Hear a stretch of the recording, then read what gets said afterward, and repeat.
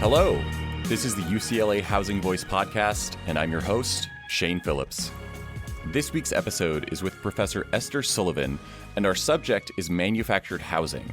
More specifically, we're talking about the communities in which these homes are often located, known variously as manufactured housing communities, mobile home parks, or trailer parks. Manufactured homes are a very important source of unsubsidized, affordable housing in the U.S., and one of the few ways that low-income households are able to enjoy many, though not all, of the benefits of homeownership. They're also deeply stigmatized, they're disfavored by federal policy and local zoning regulations, and the communities in which they're located are increasingly under threat. This is our first conversation about manufactured housing on the show, so we spend a good chunk of time discussing its history and context. But the real focus of Esther's research here is the way that policy shapes how mobile home residents experience eviction when their communities are closed, whether for redevelopment or for other reasons. A few themes have developed over the past 2 years of producing this podcast, and one is the importance of policy design and close attention to implementation. This episode is definitely another example of that.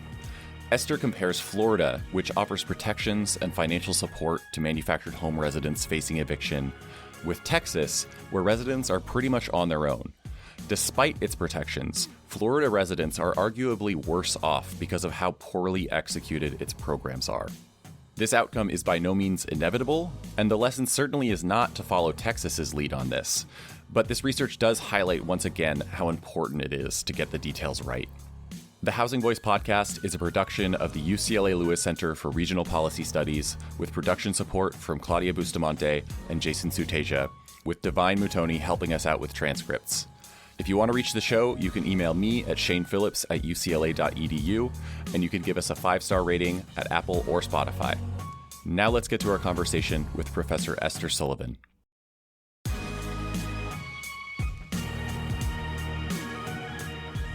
Esther Sullivan is an associate professor in sociology at the University of Colorado, Denver, and she's with us to talk about housing insecurity in manufactured housing communities, more commonly and somewhat mistakenly known as mobile home parks or trailer parks. Since this is our first time talking about manufactured housing on the show, we'll also be discussing some of the history and policy around this important but overlooked source of low-cost housing. Esther, thanks for being here and welcome to the Housing Voice podcast. Hi, yeah, thanks for having me. Mike Lenz is my co-host. Hey, Mike. Thanks, Shane. Good to see you. Good to see you, Esther. I'm looking forward to this conversation. It was really fun to read about manufactured housing and mobile homes that are not so mobile, it turns out. So we always kick off these interviews with a tour by our guests of a place they've lived, somewhere they know well. Esther, before this meeting, you said you wanted to talk about Miami, which I believe is your hometown. Say Mike and I are visiting. Where do we go? Yeah, I'm from Miami, so where else would I take you but Miami? And if y'all came to Miami, we'd be in North Miami, which is a place that a lot of people don't go when they come to Miami. You know, they go to the beach, they go to South Miami where there's Coral Gables, but North Miami is certainly where it's at. It's a super diverse place of an already extremely diverse city. And my town, where my parents still live, Miami Shores, is directly adjacent to Little Haiti, a huge population center for Haitian immigrants and then their families. And there is just tons of good food all around. So we would probably take a tour starting from my house, going down the boulevard, Biscayne Boulevard, historic kind of boulevard that is still filled with all of the old school kind of motels and things that have been there, you know, since the heyday of Miami in the 50s. And we'd stop at all kinds of little places, including, you know, going into grocery stores to eat at their cafeterias, where you can get some of the best Cuban food, not necessarily from a Cuban restaurant, but inside the grocery stores at the cafeteria is certainly the place to go. That sounds like a pro tip, to go to the grocery store for the Cuban food and not the Cuban restaurant. Oh yeah. You know that you're right, because when you go in, everybody on their lunch break, from office workers to construction workers, getting their food by the pound. You get it by the pound. So yeah. Well, that sounds delicious. That sounds fun. One of the conferences that I go to in the fall, the ACSP conference is the Planning Academics Conference that we subjected Shane to in Toronto. He had some good times and some boring times. But it was Toronto, though. It was great. Toronto was cool, and we had some good food in Toronto, Shane. But it's in Miami this fall, and people are unhappy because, they want to boycott Florida and a certain governor and all that sort of stuff. I'm not really into state boycotts, and I'm not really into skipping a trip to Miami. I've gone to a couple of conferences in Miami before, and I'm totally cool with it. So I'm going to return this fall, and I'm going to go to the cafeteria. Good. And, if you're going to boycott Florida, then boycott Florida, but don't boycott Miami. I'm feeling that. Totally. Yes. I actually thought where you were going with that boycott was the planners feeling like, we shouldn't be building all this housing in Miami, which is going to be underwater in like 20 years. No, they're just trying to flex their muscle against Republican governors. Yeah. Okay, so the focus of our conversation today is an article Esther published in American Sociological Review in 2017 titled "Displaced in Place: Manufactured Housing, Mass Eviction, and the Paradox of State Intervention." She's also the author of a 2018 book titled Manufactured Insecurity: Mobile Home Parks and Americans' Tenuous Right to Place, which we'll also likely touch on in this conversation and is a great resource for anyone looking to learn more about the subject. The article is an ethnographic study of how mass evictions were carried out in two states, Texas and Florida, and it serves as something of a cautionary tale for how poorly designed government assistance programs can leave residents worse off than if they'd never received any support at all. And to be clear, that's not an argument against government assistance or other public programs, but it is, I think, a call to make sure they're designed and implemented carefully, because good intentions alone aren't always enough. So we'll be talking a lot about eviction today, but as I said, we also want this to be our sort of primer on manufactured housing. So let's set the stage here. Esther, at a very high level, why should we care about manufactured housing? Here in the US, how common is this type of housing, and what kinds of people and communities does it serve? Yeah, we should absolutely care about manufactured housing, because in the United States, manufactured housing is a major part of our affordable housing infrastructure, even though we don't often hear about that. And that's in part because a lot of the affordability of manufactured housing comes just by nature of the affordability of its production. So producing housing in a factory setting means that these manufactured homes cost less than half the cost to build as a site-built home. So they're just more affordable to produce, and that results in a more affordable product. And so today, 18 million Americans are living in a manufactured home. And these homes not only provide, a deeply affordable source of housing, but they're also really our nation's lowest cost form of home ownership. In 2020, 1 out of every 10 new single-family homes was a manufactured home. And nearly 1 in 4 of the homes that are purchased by a first-time low-income household is a manufactured home. That means that manufactured housing is a primary vehicle for low-income home ownership in the U.S. So in 2011, 70% of all homes sold under $125,000, 70% were manufactured homes. Why is that? Well, because you can't buy a home for under $125,000 if it's stick built. Yeah. And I think, I don't know, coming from Washington State and living in California, at least in Los Angeles, I feel like a lot of times these homes can be hidden depending on the community you live in or the city or the metro area. And I know both of those states actually have quite a bit of manufactured housing, but it does feel like a very hidden housing type. Well, certainly. And we'll probably talk about that more, because that's not by accident. Right. That's by design. Right. Yeah. That's a great point. And a lot of that design comes from a century of planning policies that have effectively kept this housing hidden from view and kept it clustered into manufactured home communities. So, like when we kind of talk about what is manufactured housing, it's important to note that not all manufactured housing is located in a mobile home park. In fact, it's only about 40%, it's less than half of manufactured housing that's located in a manufactured home community, or what people will call a mobile home park or trailer park.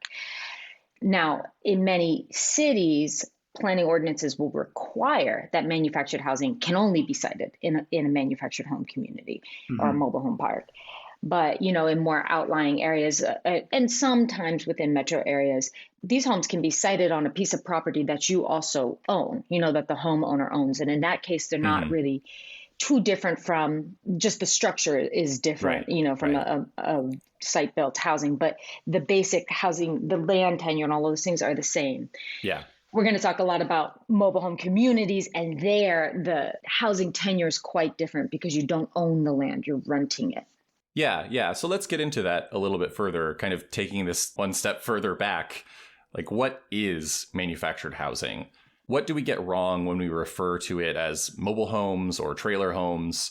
And what sets it apart from the single family and multifamily housing that we're probably all more familiar with, whether we're talking about design or location or ownership, really any other characteristics you think we should be aware of? Like, what is the distinction here? Sure. Honestly, there's less and less of a distinction because innovations in manufacturing have led these homes to be more like, quote unquote, traditional site-built homes. They look more like traditional site-built homes. And that's in part because the market kind of demands that. But certainly, manufactured housing did originate from travel trailers, true auto campers from the 1920s that could be pulled behind a vehicle. But since years after World War II, this housing has been designed as permanent housing.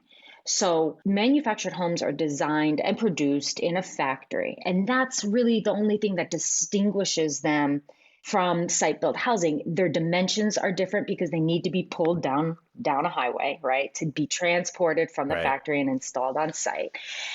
And the production of them is different because it is factory, prefabrication. But these homes are designed to be permanent housing, and indeed they are permanent housing. So like a 2011 American Communities Survey estimated that 79% of manufactured homes never move from the first site where they're installed. And that's because they're not intended to move again. And moving them again can result in serious structural damage. And so in answer to your question, what do we get wrong when we call them mobile homes? Well, we get everything wrong. These are immobile homes. We get the home part right, at least. Yeah, they're not designed. They're designed to be mobile once from the factory to where they're installed on site. That's what makes their production affordable, that you can do that. But after that, just like any home, they slacken, they settle, and they're not intended to be mobile again. And then also just technically, in 1976, HUD instituted what we call the HUD Code. It's the HUD Code for manufactured housing. And in a regulatory sense, all homes built after 1976 are called manufactured homes. So they should be called manufactured homes. Got it. And I think we'll come to the ownership structure and how that at least sometimes often differs, particularly in manufactured housing communities. Maybe we can save that because we're going to be talking about eviction, and it plays a big role in why evictions that take place in manufactured housing communities are very different in some respects than other kinds of evictions.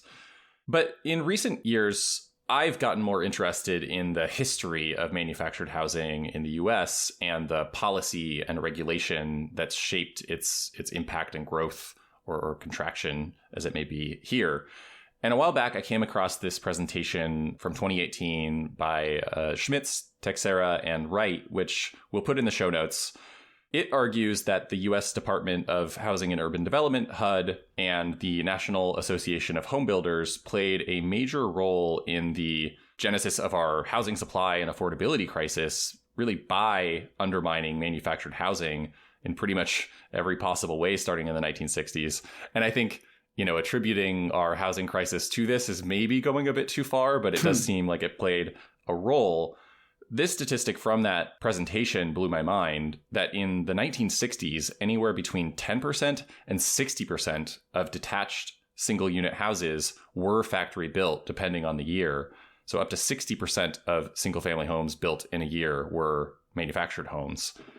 And as the manufactured share of the housing market kept growing, HUD, influenced by the NAHB and probably many others, stepped in to create these barriers to production. Everything from creating a national building code that was more strict than local code requirements applied to traditional stick-built or site-built housing. I think that's what you were referring to a moment ago. To requiring a permanent chassis on some manufactured homes, even if they were never intended to be moved after their first installation. And that regulation was important not only because, as I understand it, it increased costs, but also because homes with chassis on them were prohibited in many cities by their zoning ordinances. So it was a way, kind of a backdoor way of just banning these homes in many locations.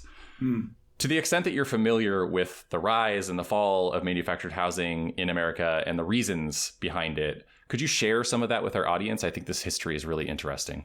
Yeah, certainly. And, these figures that you cited, that between 10 and 60% of single unit homes were manufactured or factory built in the 1960s.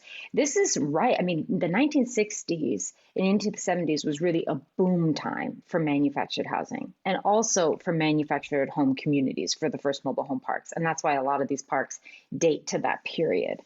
And certainly there was a kind of concerted effort on the part of home builders and all of the adjacent fields, tradespeople, et cetera, to kind of limit the production of manufactured housing as a source of competition.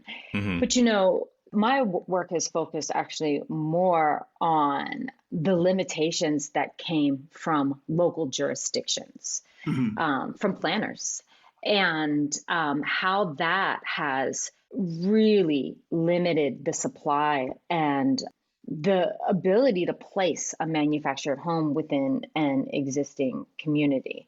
So, going all the way back to the pre-World War II years, as manufactured, well, at these times, these were true auto campers. As campers began to consolidate into what were called then municipal parks, jurisdictions responded to these parks and to the people living in them, because, to be clear, in the post-Depression years, these were often low-income families traveling in search of work, using an auto camper for that reason.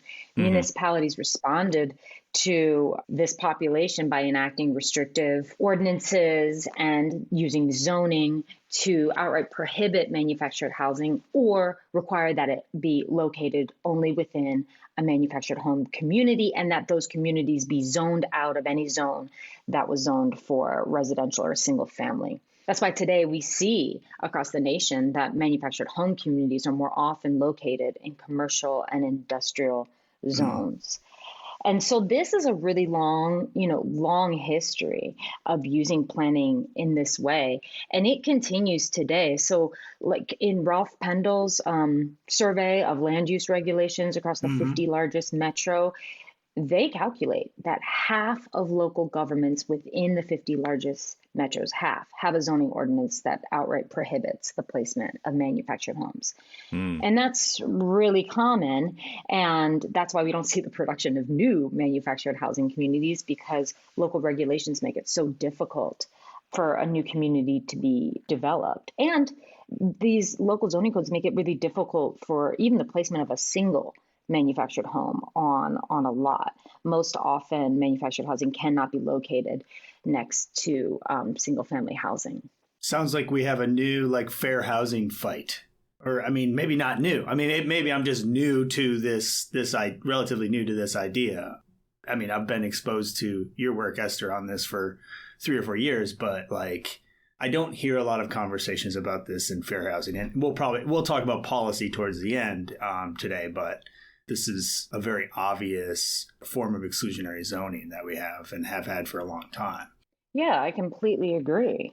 And, I do think it's beginning to be more of a conversation. So like with Biden's Housing Supply Action Plan, they specifically call out how zoning and local land use regulations have limited the supply of affordable housing. And they're calling for zoning to be revised to facilitate the development of more affordable housing, and they include manufactured housing. Cool. So, but just including it is like a huge win for manufactured housing. Yeah, I assume it is. I do feel like that focus on the local role is a really useful corrective too, because I think there's kind of reminds me of a recent conversation we had with Todd Mitchney about the origins of redlining and how, there can be a simple story about pointing the finger at the Homeowners Loan Corporation or the Federal Housing Administration or what have you. But in reality, there were people in the public sector, private sector, everywhere in between that were all kind of pushing in the same direction. And so to pin it on one group or one institution is missing a lot of other things that were going on. And so I think it's useful to point out that this was coming from the cities at the same time, or maybe, one influenced the other, but it was also the federal government and the cities. So you point out early in the article that manufactured housing represents the largest source of unsubsidized affordable housing in the country, and that mobile homes provide 66% of the new affordable homes produced here. But I think that latter stat is now a couple decades old. Since you're not able to get into this in your article, what is the state of manufactured housing today, both in terms of new production and the loss or preservation of existing homes and communities? Yeah, that's a good point, because that statistic is a bit old. So it's like throughout the 90s and up until 2000, it's true. 66% of new affordable housing produced was manufactured housing. And that's because those years in the late 90s represented a real boom time for the production of manufactured housing and the lending on manufactured housing. So I don't want to get too much in the weeds with it, but actually there was a very similar boom and then bust that occurred in the manufactured housing industry as what occurred later in the site-built home ownership of the housing collapse of 2008. Almost the same kind of process in which lending became more available to more families who may not have previously qualified for loans. And the production of manufactured housing really skyrocketed. It's kind of interesting just because if we were paying more attention to manufactured housing, this would have been a case when we might have seen some of the warning signs. But certainly since 2000, production of manufactured housing has kind of fallen a bit, but still. Today, 2020, the U.S. Census tells us that it's about 10% of all new home construction. So 1 in 10 new homes constructed is a manufactured home. Yeah, and it's probably, I don't know what the figures are today, but I would guess that multifamily housing is maybe 30% or so in the U.S. I'm sure it varies, quite a bit year to year, but we talk about multifamily constantly, and we should, but we almost never talk about manufactured housing. And 10% is a very significant number of homes. Yeah, and I said this before, but I think it's important to reiterate that manufactured housing is a source of home ownership, and there's a real demand for low income home ownership in the U.S. And that's part of what makes manufactured housing, so appealing to so many people. Yeah. I mean, when people are facing rising rents and these other, this housing instability, to be able to have any kind of security in your home and kind of predictability is really valuable, especially for a low income household. But we'll talk about it's not quite as stable in many cases. Yeah, the security part. Traditional home ownership. It's an improvement, but yeah, there's a difference. So let's start to move into your research on the displacement of mobile home owners in Texas and Florida and how their different policy regimes in both states affected the experiences of those mobile home owners. And I'd like to hear a bit about why you were interested in mobile home owners in particular. We've kind of started to get at this, and we'll get to Texas and Florida soon. But just thinking about mobile home owners in general, manufactured housing owners in general, or maybe I should say owners of manufactured housing in manufactured housing communities or mobile home communities. What is it about their situation that makes them especially vulnerable to eviction, or that makes their situation unique compared to someone renting an apartment or a house, or someone who owns their home and mostly only needs to maybe worry about like foreclosure, for example? Sure. So we've talked a bit about manufactured housing, at a high level, but now we're going to zoom in to talking about those manufactured homes that are located within manufactured home communities. And these are really like a totally distinct housing type, and they really have a distinct housing tenure that's like halfway between owner and renter. It's this divided housing tenure. That's why I call these halfway homeowners.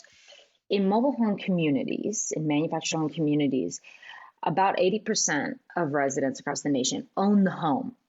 Many of them outright, they've paid it off, but they rent the land where that home is placed. And that's really important because that's part of what makes housing in manufactured home communities so deeply affordable, right? As we've talked about, the manufactured housing is already less than half the cost to build than a site-built home. But when you're able to place it in a manufactured home community and rent a lot for that home, you don't need to purchase land to become a homeowner. And we know that land is the biggest cost of any home purchase. It's the land that's of value. It's the land that's going to cost. There's a big trade-off there, though, in that the land is also what appreciates over time. Whereas even in Los Angeles, we say, our home values are going up 10% or however much every year. We say it's our home values, but it's actually the land value. The value of the home goes down over time. And so this is just as true for mobile homeowners, but because they don't own that land, there's a vulnerability there, right? Yeah. And that depreciation aspect is where you get this like commonly held wisdom that manufactured homes depreciate over time, whereas other housing appreciates. Well, no, it's not the housing. It's not the structure that's appreciating. So it's something unique about the structure of a manufactured home that depreciates. I never thought about that, if that contributes to this idea that manufactured housing is lower quality.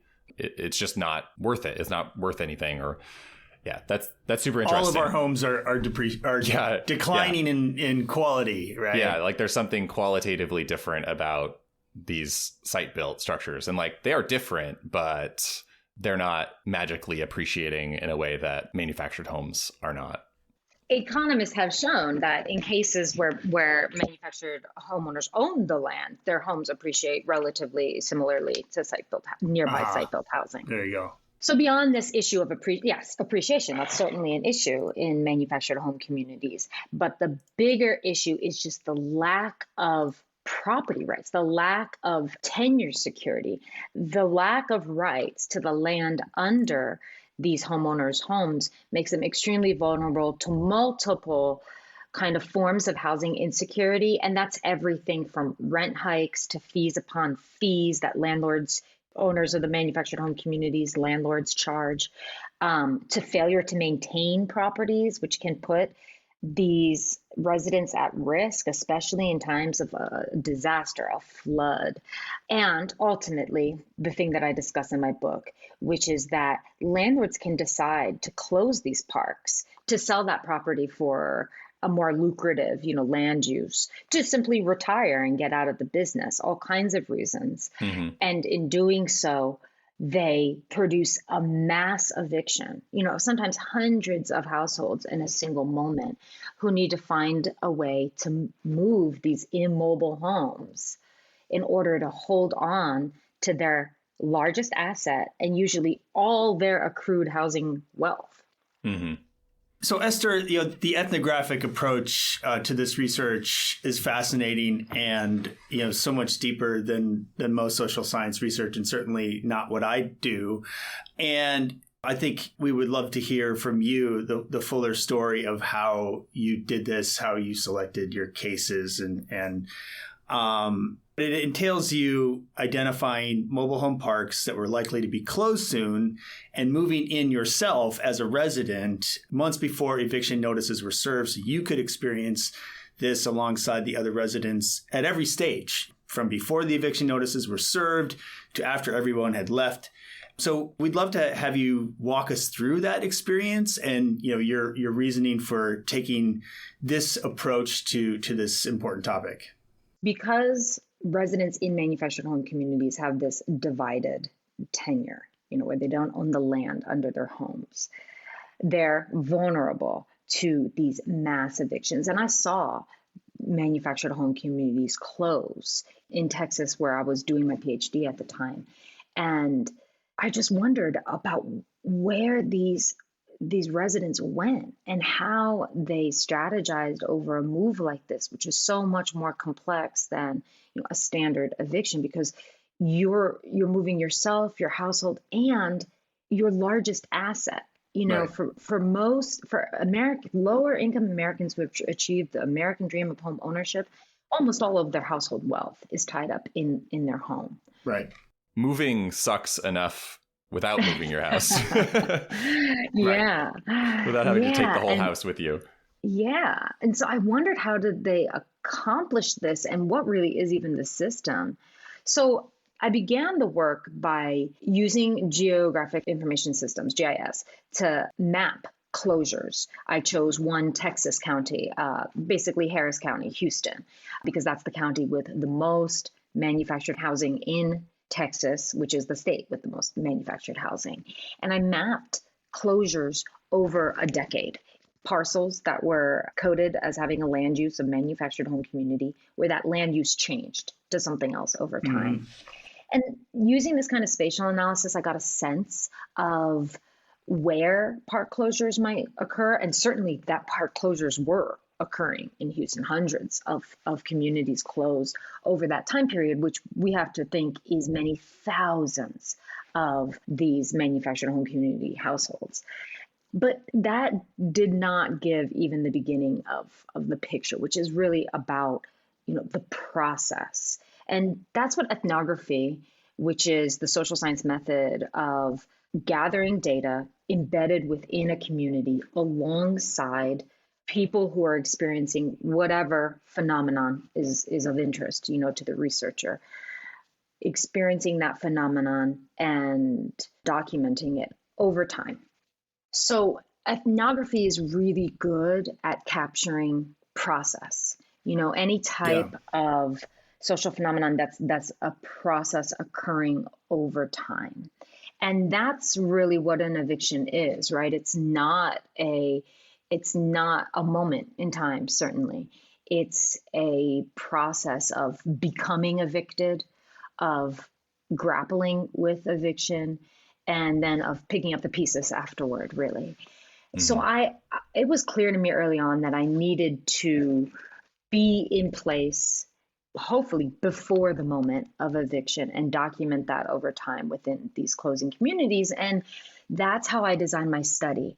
I chose closing mobile home or likely to close mobile home parks in Florida and Texas, because these are the states with the largest manufactured home community populations, or manufactured housing populations. And they're two states with very different regulatory regimes. Right.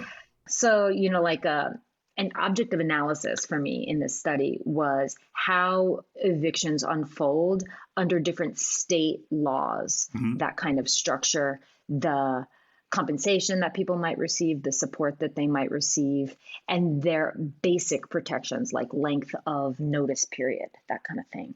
And Florida and Texas have really different kind of state structures for this. That's in part because Florida had an existing statewide manufactured home residents association who had fought for protections in state statutes. And Texas, people will be surprised, had almost nothing. They had Wild West. Yeah, exactly. Exactly. Did the Florida associations that pushed for this, was this like retirement, senior groups primarily, or was it more widespread? Yeah, that is an important point. Now, I don't know who was active in the association at the time that they passed that legislation, but it is true that Florida's population and Texas's population are quite different, where Florida has many of these snowbirds, wealthier retirees who have moved into manufactured housing in Florida as part of their retirement, whereas Texas, a large part of Texas's manufactured housing residents are low-income Latino households, and it's a very important source of housing for recent immigrants. And so just like the kind of political capital there is very different. Yeah, I feel like I a lot of manufactured housing communities are these 55 and older communities, seniors only, basically. Right. Yeah, and the community that I lived in Florida was a 55 and older community. Which is, for the listeners, you are not 55 or older, but maybe we could talk about that. We don't have official documentation here, but judging by year of PhD received, and yes, Esther would be have a very good skin routine if she were above 55, particularly when this was done. So more seriously, was this the first ethnography you did? As a principal investigator, I guess. Well, I was a graduate. I began this work as a PhD student. This was my dissertation, but it wasn't my first ethnography actually, because I had done an ethnographic study for my master's thesis, which was about co-housing, and so I engaged with a co-housing community that was trying to develop in Austin, and eventually did develop. And so I had experience conducting participant observation, being embedded in the community, being at their meetings, being at their dinners, being at them when they were on, when they were off, driving around with them, talking about housing, examining the processes, the collective processes that they use to make decisions. So I had experience doing that. And I had wonderful, wonderful training in ethnographic methods at the University of Texas at Austin, which has the Urban Ethnography Lab, and is just a great place to become an ethnographer. Yeah, so I mean that's the training, but then I would imagine embedding yourself for your entire lived experience really for a period of time is a different matter altogether, right? Actually spending the amount of time that you spent in these settings and getting to know people was something you had to probably work pretty hard at. So I guess a couple of questions about this experience as a researcher. I'm a researcher, but I sit in front of a computer and look at data, and I don't go out in the real world very often. What was it like to live in these communities, particularly as they're going through a lot of trauma? And I also have what may be a personal question is I assume you lived apart from family. You lived in a different location than you would have lived in had you not been doing this work, right? So I don't know if you were living apart from a partner or a spouse or whatever. How was that experience for you? And if I can jump in just really quick here, Mike referenced the amount of time spent living in these communities, and I don't think we've talked about that. If you could just share, I think we're talking between the two locations well over a year, right? Right. Oh yeah, almost 2 years. Yeah. Yeah. Yeah, you bring up a great point, Mike, because with ethnography, unlike all other social science methods, it's really the ethnographer who is the instrument of data collection. Right. We put our bodies into spaces and collect data. We use relationships with people, our interactions over long periods of time, all day long, to collect data and to serve as kind of that instrument of record. And that's part of the craft of ethnography, is tuning that instrument to do it in the most, I think, ethical. And also, I don't want to say correct, because, there's always positionality there, but in a way that gets to the meat or the truth as people see it of people's experience, and allows you to kind of encompass that whole world. So for this ethnography, I moved into communities in Texas and Florida. All of these were closing communities, and I chose them with really kind of specific requirements that the community be up for some kind of sale or redevelopment or a rezoning, that the community members themselves would know that their community was likely to close, but that process hadn't started yet. And that allowed me to get embedded in the community before the closures began, and at least gather some data on what community life was like before the closures. And that actually became a really important piece of the entire analysis. Those weeks, and in Florida, months and months before the eviction took place. So this ethnography took place over 2 years. 11 months of that was in Florida, a long process where residents went through a rezoning hearing that decided that their park would close down, and then spent many months dealing with trying to access state aid in order to move. And then months afterwards, where I followed them into new forms of housing, sometimes into homelessness, and kept in contact with them afterwards as I moved to Texas for 7 months, where I worked in parks that were closing in Alvin, Texas, outside of Houston, and then followed up for the next 6 months with residents there. So over that 2-year period, I was deeply embedded or living full time, 24 hours a day, 7 days a week in these communities, and collecting data through really detailed field notes of all my conversations, and also audio recordings of anything that was directly relevant to moving, to housing, to the eviction. And I recorded and transcribed those. And that kind of served as the universe of data from which I analyzed later and wrote this article and then the book. Yeah, conducting ethnography is hard for those reasons. Oftentimes ethnographers leave the familiar, and traverse into, different or new contexts. That's not all ethnography. Ethnography can be very close. It can be things with which the researcher is already intimately familiar, and those produce some wonderful ethnographies as well. And I have to, recognize that I was in an incredibly privileged position to be able to conduct this ethnography over 2 years. I had funding in order to do it. I didn't have commitments. I didn't have kids or something that wouldn't allow me to go into the field. I'm a white woman, and I experienced just incredible, generosity on the part of people. And I recognize, that there are many elements of my race, gender, class representation that would lead people to just accept me pretty much. I mean, people were still suspicious of me at first, and it did take a long time to gain rapport. I definitely don't want to act like I just showed up, started conducting ethnography. I mean, I moved into these communities. People were very skeptical of me at first. Yeah. In Florida, they were like, why are you living here in a 55 and older manufactured home community? And, even more than just being, I was 30 at the time. So even more than not being 55 and older, they were really kind of up in arms that the landlord allowed me to rent.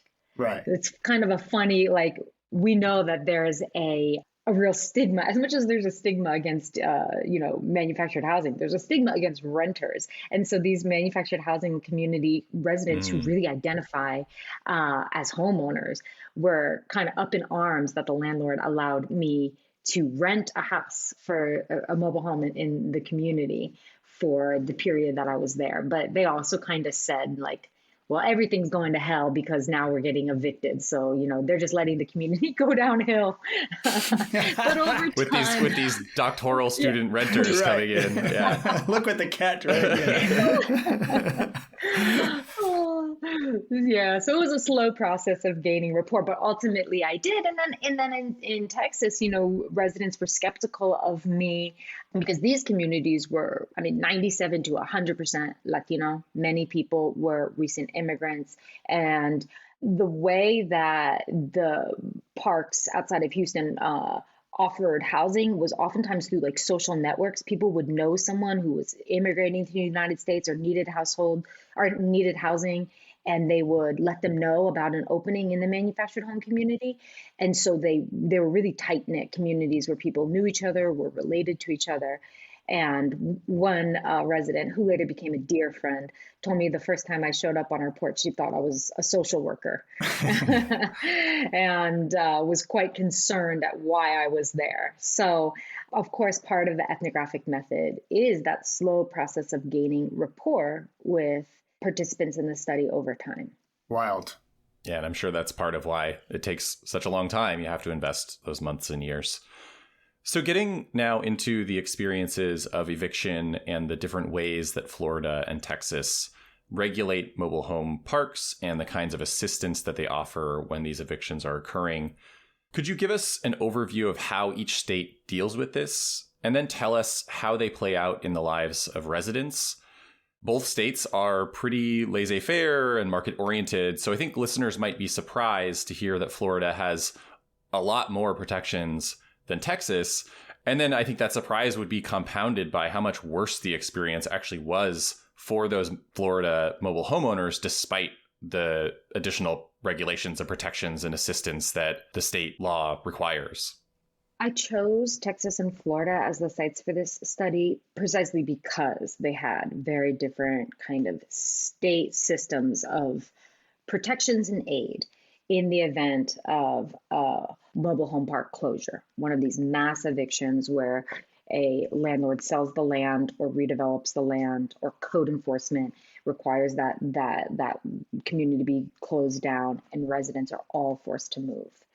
In Florida, there was an existing system of state aid delivered through the Mobile Home Park Relocation Corporation, which is like a state statute set up a fund, which is paid into by all manufactured home community residents, a small fee when they register their home, and then a small fee paid per lot for all owners of manufactured home communities in Florida. And so those funds go into this kind of general fund where in the event of a land use change and a park closure, the residents in Florida are they're entitled to longer notice period per state statute. They have to be informed that there is an application for a land use change on their property, which gives them more time to prepare. And then they're entitled to compensation for relocation. So it's about $2,000 for a single section manufactured home, more for a double wide, more for a double section, and then $1,500 if you abandon your home. Now, those amounts are not commensurate to the amount that it costs to actually move one of these homes. And that's a big part of what created the complex and really disruptive eviction period for residents, which we can talk about. But in Texas, there's just no system. Residents in Texas they're required to give 60 days notice if the park is closing, but there's no enforcement system in Texas. And so in practice, residents, and I documented this, received as little as 30 days notice that their park was closing and they're forced to move their home, contract a mover, find a mobile home park mover, find an available space for their home, all on their own. So the research was designed to compare the experiences of eviction under these different systems. And I imagined that the residents in Florida would have different and better outcomes than the residents in Texas. But what I found was the administration of state aid, the system for delivering state aid, really mattered in Florida. And this is important beyond just like thinking about this one like small system of state aid for manufactured housing residents in Florida, because this is a bigger story about how the delivery of assistance to residents in need, whether that be because they've lost a job or just experienced a disaster or are being evicted, right? The delivery of assistance, public assistance to residents in need has really shifted over the last decades as we've moved more towards a market-oriented or neoliberal approach to delivering social services. The phrase that you use frequently in the book and in the paper is poverty governance, right? What you were just talking about specifically is the administration of state aid in this time of housing crisis, right? And, again, the phrase that you use repeatedly is poverty governance. And this is, as you're noting right now, is part of a larger shift in how we govern poverty or do not govern poverty or try to, help people who are in economic crisis.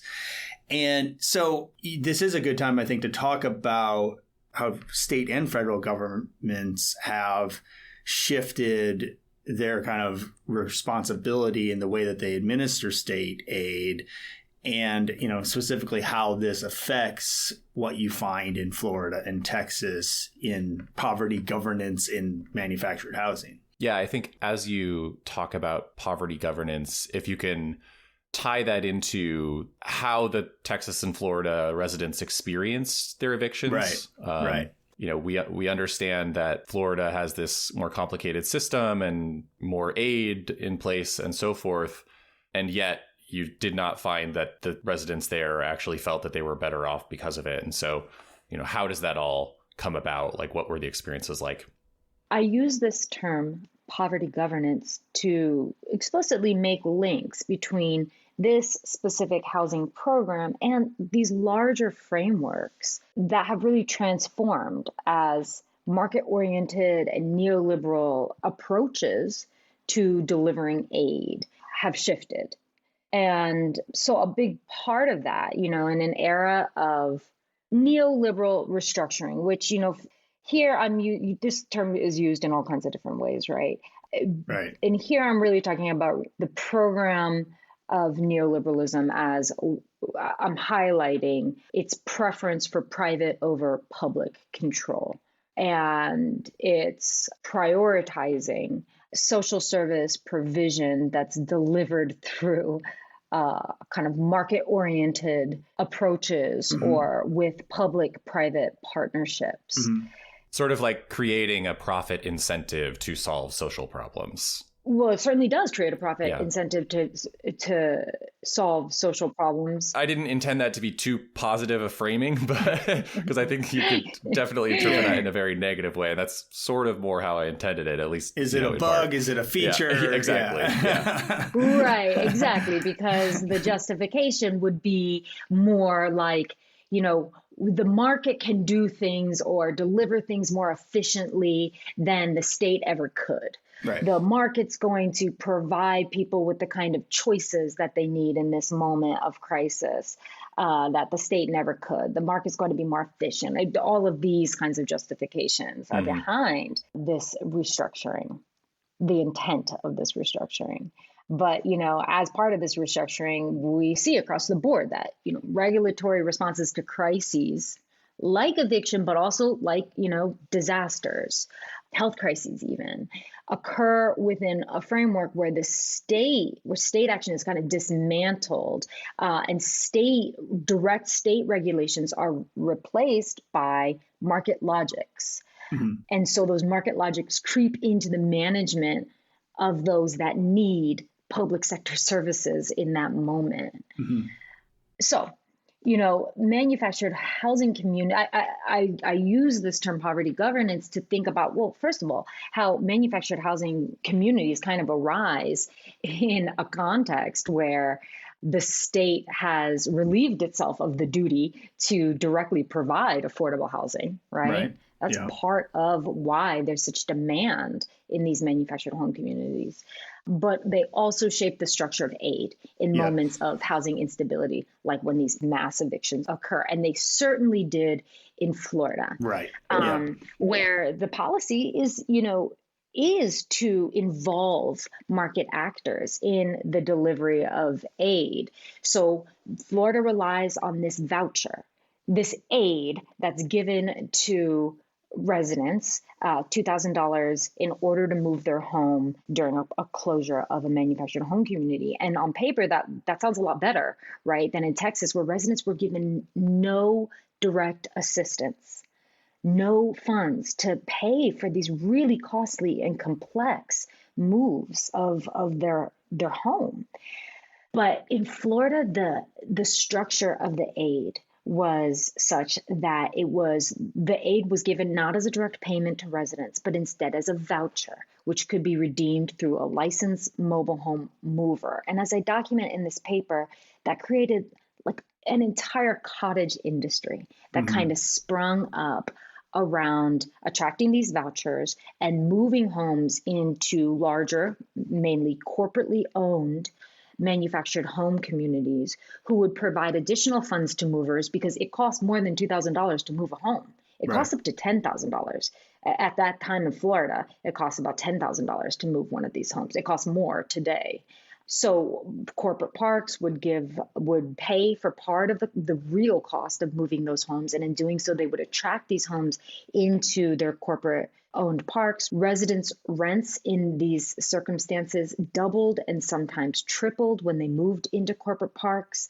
Corporate parks filled any lot vacancies that they had. And so it was a real win-win for movers and corporately owned parks. But in the process, residents were caught up in a bewildering, really, eviction process that ended up taking months and months for residents to move and then resettle in their homes. And that process really produced terrible social and health consequences in Florida that I didn't see in Texas as much. Yeah, I do want to emphasize here, a point that comes through in your article, which is that the Texas homeowners who were evicted, this was, of course, very traumatic for them as well. They had, as you said, 30-day notice in many cases and no financial support for moving. And yet they mostly figured it out. And the fact that they had to have this all taken care of within 30 days and then it was kind of solved. And there's, repercussions to this that they'll likely be living with financial and otherwise for much longer. But compared to the Florida residents who had this months-long notice period of uncertainty, and then working with these movers and corporate parks was another source of uncertainty where the movers would do things in bulk as a way to sort of reduce costs, presumably. They'd move a bunch of homes all at once and then drop them off at the new location, but maybe not actually connect them and make them habitable for weeks or months down the road. And residents wouldn't really know at what time they would be able to move in. It would just be kind of checking in day by day. And I think there's this really interesting dynamic happening in which Florida's system is more rule-bound and deliberative. And that can be a good thing, certainly, but the state doesn't seem to have made the resources available or have the capacity to move through the various steps and approvals in that system in a timely manner or efficient manner. So these rules and processes that are nominally in the interest of mobile homeowners become actually their biggest source of frustration. I think we've focused so much on the cost of this, we forget that there are other things that people care about. Meanwhile, in Texas, they don't require really anything of anyone in terms of regulations, and there are fewer protections and resources for homeowners. But in large part, they seem to end up happier with the process overall. We have these protections in Florida without any oversight, and this process without bureaucratic support or state capacity. And when that is the case, it seems to be worse, actually, than having no protections or no process at all, at least from the perspective of many of these residents. Certainly, this is not an argument for no protections, right? Or Right, for Texas. I was going to get there, but yes. Laissez-faire approach. I mean, right. and that's the thing, that this kind of analysis does, because it gets so deep into the weeds of like really understanding the administration of aid. But the larger picture is that these residents in both states experienced a deeply disruptive relocation process beyond just being evicted, right? The process of relocation was deeply disruptive, and that dislocation was felt and continued to be felt by residents long after they were resettled in their homes. And so the comparison between Texas and Florida, it is important in that it highlights, exactly as you said, that the administration of aid matters, right? It's not just the existence of aid, but it's the capacity of whether it's states or localities to administer aid in a way that actually reaches residents and addresses their needs, rather than treats them as a source of like currency to be traded in a market and as a site where profits can be extracted from their eviction process. Mm-hmm. So, that's the kind of point of the comparison between Florida and Texas. Mm-hmm. But I mean, the residents in Texas still were financially and socially just profoundly affected by their forced removal from their parks and then the dissolution of the communities that were so important to them and the forms of social support that they had in these communities, which were dismantled by the eviction process. I think to help illustrate the shortcomings of Florida's approach, the experience of Maddie and Walter is a really heartbreaking distillation of the harm that can be done here and what you've called the paradox of state intervention. Could you tell us that story of Maddie and Walter and what that phrase, the paradox of state intervention, means in relation to it? Maddie and Walter were my neighbors that lived across the street from me in Florida in the 55 and older community where I lived. Walter was a World War II vet.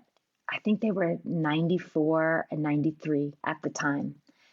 They had been married for 70 years. Oh, they grew up together on an island off the coast of Maine.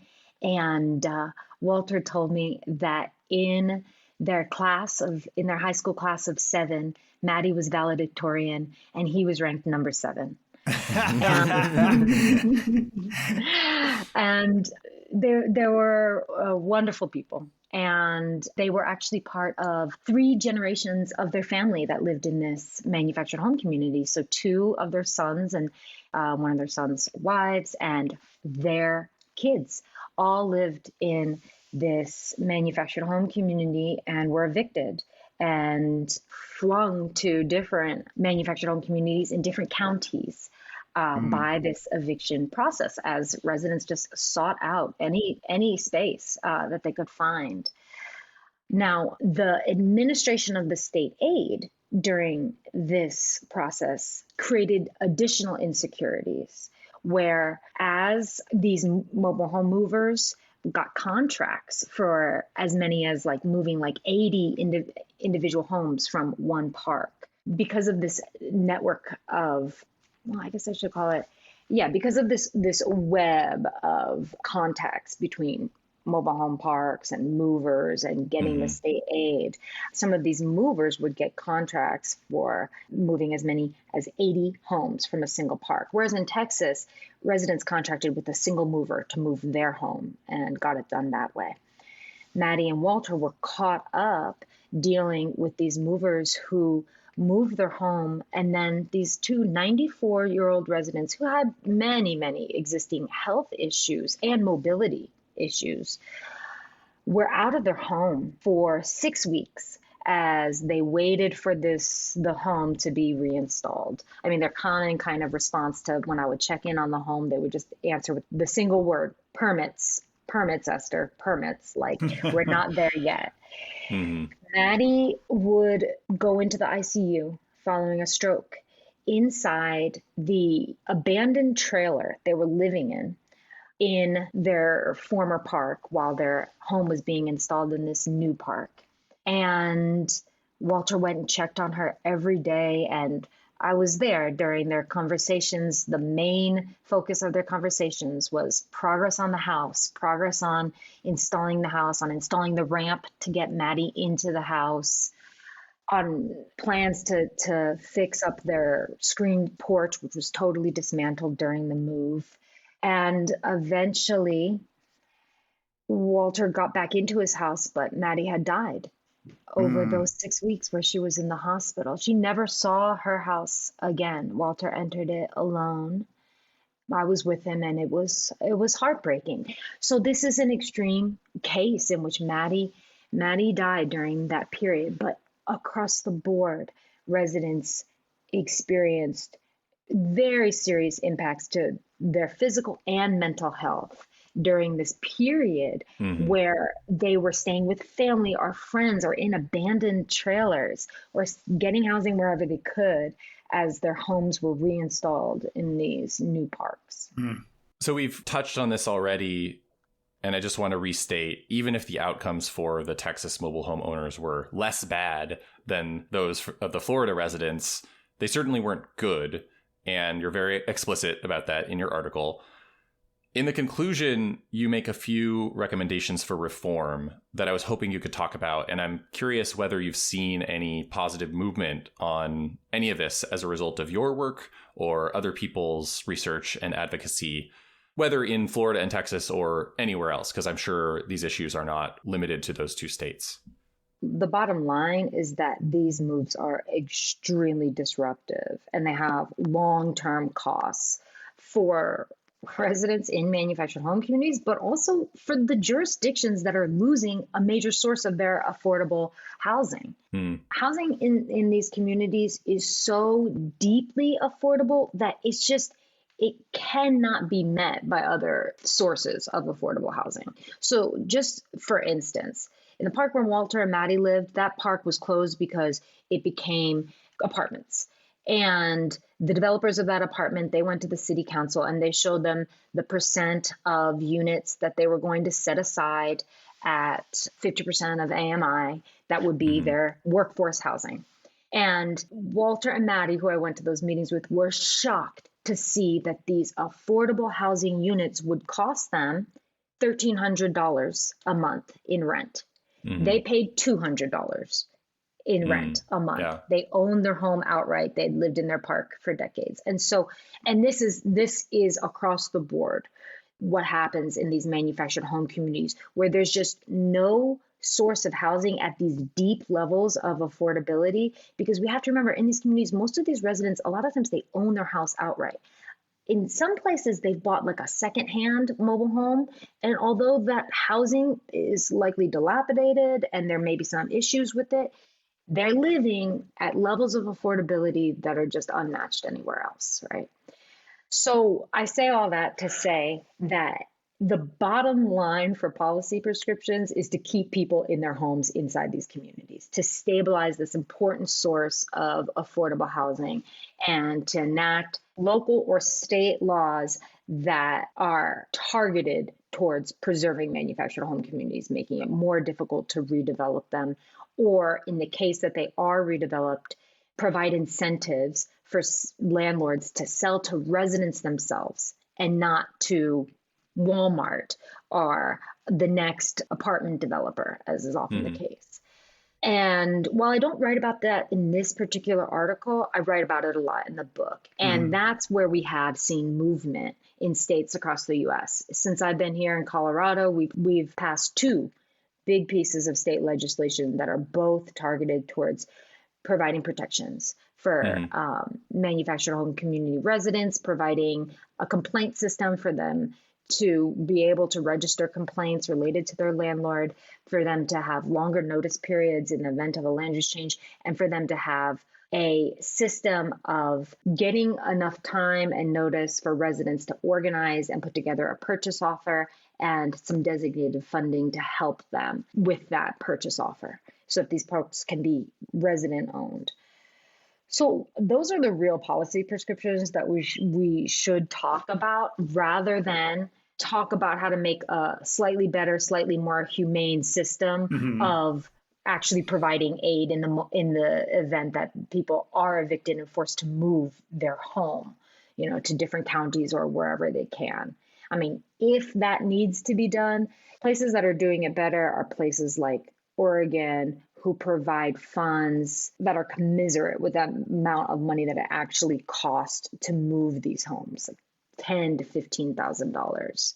Yeah, so I think certainly some of the UCLA Housing Voice podcast listeners would be familiar with the idea that folks like Shane and I are very interested in changing land use and zoning laws or regulations that would allow for more density, more apartment buildings, more multifamily, more places, and might think that conflicts with some of what you're saying, right? Because some of the precipitating events for the sale and redevelopment and eventual eviction of the residents in these mobile home parks, trailer home parks, are the result of, or the precipitating event is often a zoning change or a land use change that allows somebody to redevelop these parks. But, I think what I would say is, while I might not as a kind of policy interested researcher, say, okay, we should never, ever upzone a trailer home park, I would definitely say like upzoning the trailer home parks in your metropolitan area or your city should not be like the first priority. And you should target single family zones. You should target other areas that don't have existing affordable housing sitting on that land, right? And and then I think it also gets back to the kind of broader zoning conversation that this touches on for me, is it gets back to one of the areas that you started on when you were talking about the history of manufactured housing, which is that we just don't allow manufactured housing in enough places. And this would be a naturally occurring affordable housing source in more places and at a higher volume if we allowed it in more places. So I think, to me, like, that's how, these two things fit, or I don't know how many things I just talked about, how these various things fit together is like, let's not upzone the trailer home park first, and let's also make trailer home parks possible in more places. Yeah, it seems like they're only moving in the direction of closing these communities as opposed to also creating new ones. Right. Yes, it's almost impossible to create a new one because the regulations on the book are so they prohibit even the location of a single manufactured home. Mm-hmm. And certainly they make it extremely difficult to develop a new manufactured home community. And that goes back to the stigma surrounding these communities. And that stigma is reproduced and reified by planning policies that do just that, cite them in commercial areas, cite them away from residential housing. So we think that there's some other kind of housing, cite them in places where they're going to depreciate, all of these things. So in a universe where there's not new manufactured home communities coming online, what we have, and what I've really begun to look at in the years since I published this article and even the book, is that the issue is not so much the closure of these parks anymore. Instead, it's the consolidation of these parks under corporate ownership as a world, and I'm talking about a global marketplace of institutional investors, looks to gobble up these parks because they understand there's just so much demand for housing in them, and that the nature of that divided asset ownership makes it very difficult for residents to move once they've placed their largest asset on that rented land. And so they'll tolerate rent hikes and fees upon fees that make it very profitable for the Carlyle groups and the Blackstones of the world to operate these parks, which they're doing. And then, yes, the financialization question is a whole other rabbit hole. All right, yeah, we will save the financialization conversation for next time. But Esther Sullivan, your book again is Manufactured Insecurity, Mobile Home Parks and Americans' Tenuous Right to Place. Thanks for joining us on the Housing Voice podcast. Thanks so much for having me. You can read more about Esther's research on our website, lewis.ucla.edu. Show notes and a transcript of the interview are there too. The UCLA Lewis Center is on Facebook and Twitter. I'm on Twitter at Shane D. Phillips, and Mike is there at MC_lens. Thanks again for listening. We'll see you next time.